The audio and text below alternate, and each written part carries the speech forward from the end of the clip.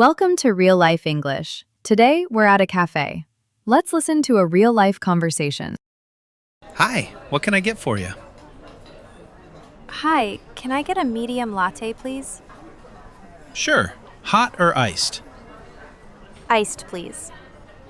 Any milk preference? Yes, almond milk. Got it.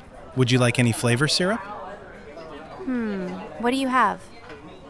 We have vanilla, caramel, and hazelnut. I'll go with vanilla. Great choice. Anything else? Actually, can I also get a small chocolate muffin? Of course. Anything else?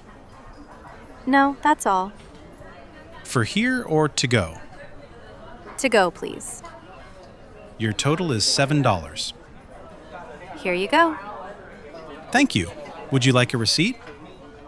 No, it's okay. All right, you can wait over there. Your order will be ready soon. Perfect. Thank you. You're welcome. Now it's your turn.